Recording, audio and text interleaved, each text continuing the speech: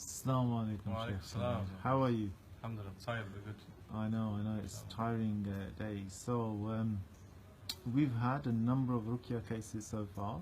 Exactly. So first of all, do you want to tell us your experience in Ruqyah previously, like what you'd seen, heard, met, and compared to now, what you've seen, heard and... Well, basically, my previous experiences, they have been based mainly on the superstitions that people have around it, that you meet people in the masjid, and during your depression or during your difficult periods of life, you end up meeting up people, all kinds of people in masajids and conferences or lectures, and the way they pursue you is by giving you even more superstitions. So I've been through things and seen people say the same thing of people coming, walking up to you and just looking you in the eyes, and you get stomach pain because of just the look, and they go, "Oh, did you have a stomach pain?" "Yeah, obviously."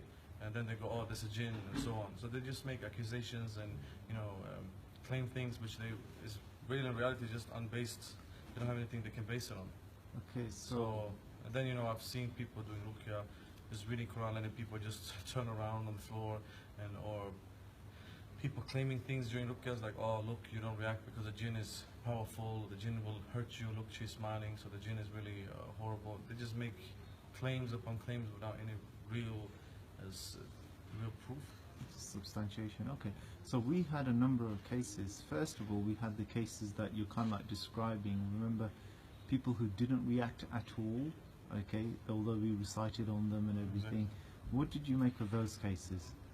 Well, I learned that despite us showing people that there's nothing really connected to ruqyah when it comes to their situations, I've learned that still people are in denial. Why? Because they have been pumped with all this kind of claims and information by these, what I would say nowadays, Raaqis and people of various understandings. So they end up denying the reality.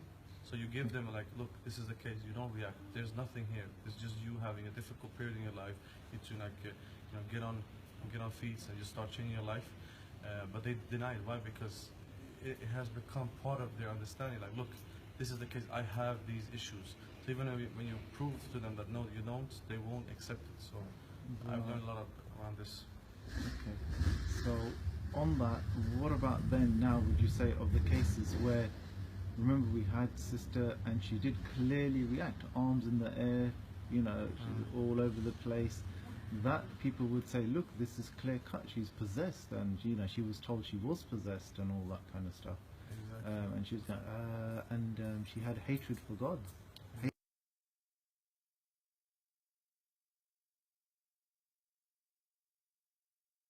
Hatred for Allah's deen. Exactly. Well, to be honest, because I'm actually trying to be open-minded and trying to approach this matter in a neutral way.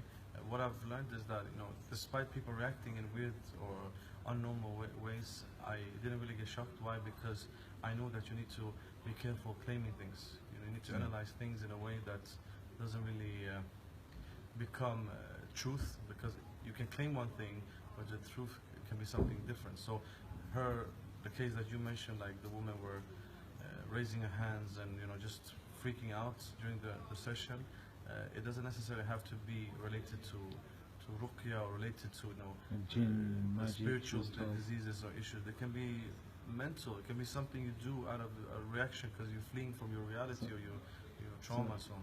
Did we see her? Remember, hers is a really good classic case of, well, when she goes into the ruqyah state, she curses God, and that's what she wanted to do, and that's what her problem was. But you remember, when we dug in deeper to her history, when did that start? For example, the resentment against God. It was when her father passed away. Exactly.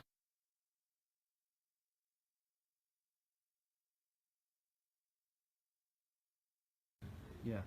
So this is something which is happening all the time in people's lives when they experience a trauma or death of someone they love or different tough situations. Then what happens is that they don't really process that trauma or like deal with it properly. So the memories and things connected to that person or that situation, it follows along the years, and then suddenly you get you get something like a reminder of that, and that's when you freak out.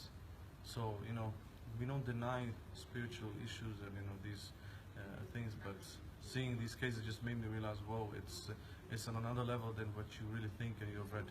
Yeah. And what about, typically Raqi would say to her, you need another session, you need another session, come back, do this 27-point program, and come back, and then, you know, basically they just keep refunding themselves, don't they, by giving you these programs, come back for another session, rather than trying to get to the root of it. And what do you think of how we dealt with that?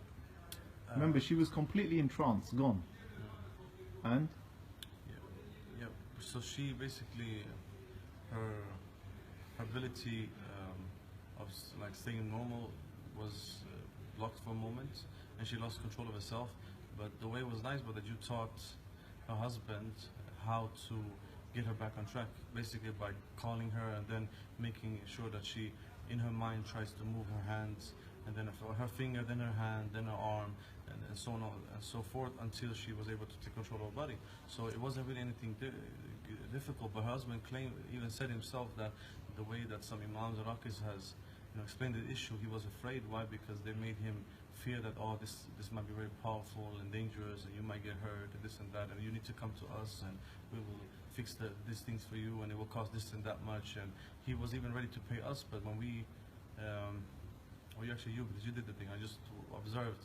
But then they actually, the husband then was very thankful. Why? Because we taught him how to deal with this issue by himself, and he goes, this is a piece of cake. It was like this, I can deal it myself. And, you know, he realized, well, this is not a money issue here. It's actually an issue of helping people generally. And I think that's what people appreciate, that they see that people are straightforward, they're honest, they don't look for your wallet or your pocket, they look for, you know, solutions to your issues. Absolutely. So I really liked it, mashallah. Alhamdulillah.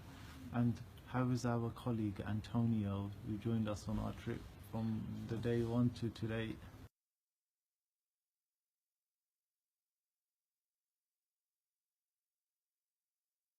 Mashallah. Day one, I mean, we all have our struggles and our issues. I mean, day one, when I got in touch with him, he had so many issues, and he, you know, saw the solution in Ruqyah and this and that. And of course, Quran is a healing tool, and it does help people, you know, become better by just, you know, Allah Ta'ala's words. But the same thing, he and I, both of us, not only him but me as well, we realized that Ruqyah is a means of actually understanding that, whoa, there's so many processes in your life that you have to deal with, and issues and problems. Like one part is your mental state, your shape and body, and your conditions, and then you have also the spiritual aspect. So it's not just coming reading Quran, everything is solved. You need to understand that you need to have all those things in balance.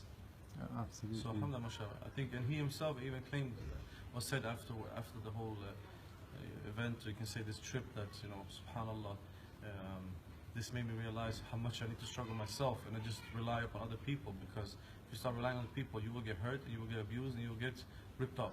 So absolutely, yeah. So, alhamdulillah. On that,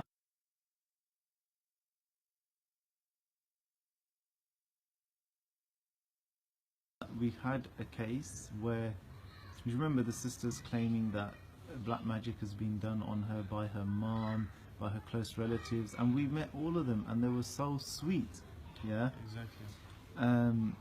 And absolutely Islamic in character. Her mother, she treated us really well. But what does black magic, jinn, and evil eye, they all have in common? I mean, like, this is how people behave nowadays? Yeah. In terms of I think the responsibility aspect of it. Remember, if she couldn't prove black magic, then she goes to, well, I think I've got a jinn, and then when you prove to them that you haven't really got a jinn, then they go to, well, it must be evil. So they keep claiming these jumping between alternatives. Yeah. Well, and all of these have in common is, yeah, I agree with you.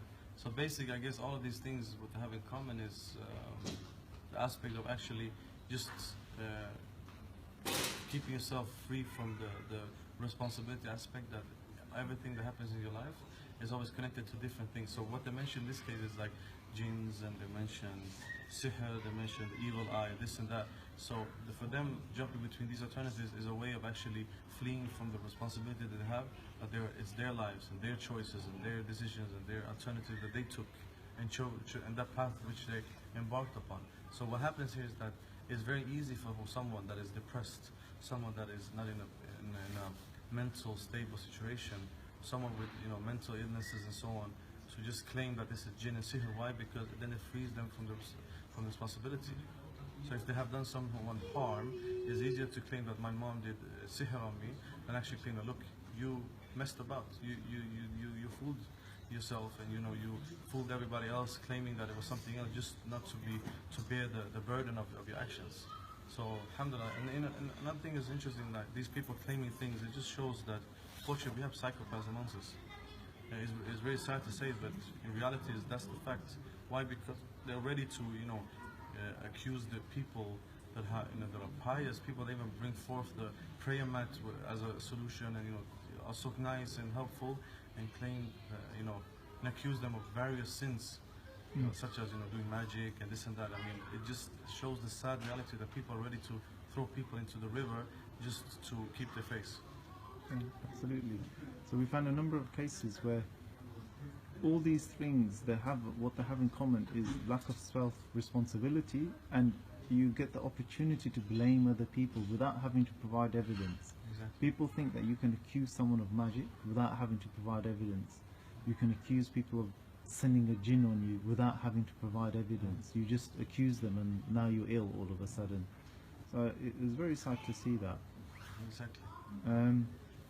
The other case of a sister who reacted quite, we would say, fairly violently. Don't touch me when reciting a don't this and that. I mean, and remember we started digging into questions, and then if you'd like to explain that case. It's a case, a situation which I think many of us can have understanding for, that people, when they are so traumatized in the past because of being because of having experienced wars and the traumas of a war, and having to flee for your life and take care of yourself and try to protect yourself. Sometimes what you see in Ruqyah is that when people behave this way, sometimes even during the reactions, you see that, okay, look mate, if this was a jinn thing, or if this was this thing which is generally connected to something of spirituality, it would have been another way. Why? Because you see them reacting in the same way as in cases of rape, as in cases of abuse, and cases of basically violence. So for me, when I saw the reaction of the person in question, I didn't really take it to Ruqyah. Ruqyah did make her react, maybe because the Ruqyah has an impact on her emotions, and because of a foreign man touching her by reading and so on, not by physically, but touching her, in the sense that coming near her and asking a question, it does affect someone, and which we saw, because you didn't even touch her, you just moved your hand close to her, and that just made her like black out and lose her awareness of what she was doing, and then you could hear her breathe in a very bad way. You can see her react, just as a case of a rape victim, unfortunately. So I think there are many things we need to ask before we even make accusations that this is a jinn, and the jinn loves her, and the jinn wants her, and just to make a fool of ourselves. Jazakallah khair, Sheikh. Okay. Any final advice, Sheikh? Be critical. Try to look at the situation from one step behind, and don't just make claims, and don't just believe people making claims. Make sure that they can actually prove it by evidence. Yeah.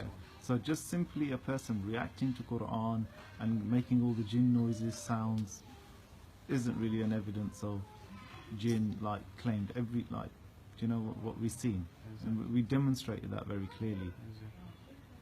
Exactly. Jazakallah khair. Assalamu alaikum. Exactly.